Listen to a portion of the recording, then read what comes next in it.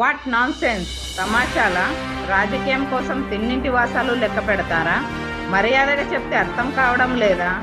అంటూ అమరావతిపై వైసీపీ దుష్ప్రచారం నేపథ్యంలో సీఎం చంద్రబాబు ఆగ్రహం వ్యక్తం కృష్ణానదికి వరద వచ్చినప్పటి నుంచి లాస్ట్ 20 డేస్గా అమరావతి పైన మళ్ళీ ఒక నెగిటివ్ ప్రచారాన్ని అయితే వైసీపీ కావచ్చు దాని అనుబంధ సంస్థలు చేస్తున్న పరిస్థితి. అంటే పర్టికులర్గా ఈ ముంపు ప్రాంతంలో రాజధాని అవసరమా, చేయడానికి లక్షల కోట్లు ఖర్చు పెట్టాల్సిన పరిస్థితి, ఈ టైప్ ఆఫ్ వర్డ్స్ వైసీపీ నేతల నుంచి పర్టికులర్గా వస్తూ ఉన్నాయి. ఈ తెలివైన మేధావుల్ని చెన్నైని మార్చేయమనండి, బెంగళూరు సిటీని మార్చేయమనండి, బాంబే సిటీని మార్చమనండి, హైదరాబాద్ సిటీని మార్చమనండి. బుద్ధి జ్ఞానం ఉంటే మాట్లాడడం మానేయమనండి. బుద్ధి జ్ఞానం లేకపోతే మాట్లాడమనండి. మీ ఇంటి మీద నీళ్ళు వస్తాయని ఆకాశంలో పోతాను, ఇంటికి నీళ్లు రాకుండా చూసుకోవాలి. ఊరికే మర్యాద చెప్తే మర్యాద కూడా లేదు వీళ్ళకు. మర్యాద తెలుసుకునేది నేర్చుకోవాలి. ఇంకొకసారి మాట్లాడితే ఆ నాలుగులో తాళాలు వేయాల్సి వస్తుంది. What non sense! ఏంటి తమాషగా ఉంది? ఇన్నింటి వాస్తవాలు లెక్క పెట్టుకుంటూ రాజకీయం కోసం అసహ్యమైన రాజకీయాలు చేస్తారా మీరు? కకృతి రాజకీయాలు పడతారా మీరు? మాట్లాడేవాళ్ళు లేరని మీ ఇష్ట ప్రకారం మాట్లాడతారా? విషయం కక్కుతారా? ఎందుకంటే విషయం కక్కడం విశాఖపట్నం ఉదూది ఏమైంది? నేను పులివెందుల్లో పెడితే ఏమవుతుంది? తిరుపతికి ఫ్లడ్ రాలేదా? ఏ సిటీ సేఫ్? ఏ సిటీ సేఫ్? నెల్లూరు రాలా? What are you talking? Krishna Godavari ఎక్కడుంది? రాజమండ్రి ఎక్కడున్నాయి? కర్నూలు ఎక్కడుంది? మోస్ట్ అప్పర్ రీచ్లో ఉండే కర్నూలు ఏమైంది? కర్నూలు కొట్టుకుని పోయే పరిస్థితి లేదా? బుద్ధి జ్ఞానం ఉండాలి మాట్లాడాలంటే.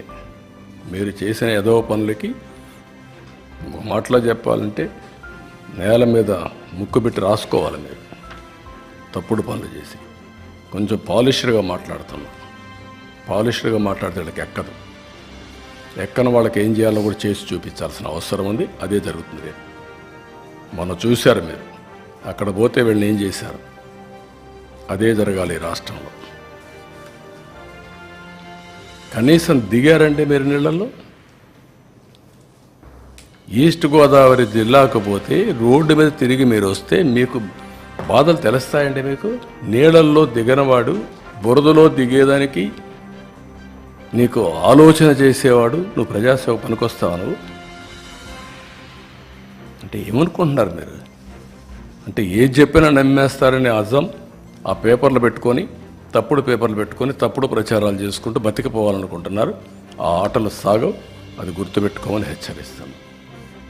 అందుకే ప్రజలు కూడా 11 సీట్లు ఇచ్చి ఏ విధంగా తీర్పు ఇవ్వాలని ఇచ్చారు. That it self is an indication. ఊరంతా ఒక దారి, వీళ్ళది ఇంకొక దారి అంటారు. ముసలివాళ్ళు అంటే నడవలేని ముసలివాళ్ళు పెన్షన్ డబ్బులు తీసుకొచ్చి ఇచ్చి ఒక నెల నాకు పర్వాలేదు, లేకుంటే 4-5 నెలలు సేవ్ చేసుకున్నాను, ఈ డబ్బులంతా ఇస్తానని చెప్తే బుద్ధి జ్ఞానం ఉందా మీకు? ఎంత రెస్పాన్స్ అండి? వై పీపుల్ ఆర్ గివింగ్ అంటే అమాయకులు వాళ్ళు. ఒక విపత్తు వచ్చినప్పుడు ప్రవర్తించవలసిన తీరది. వాళ్ళు మనుషులు.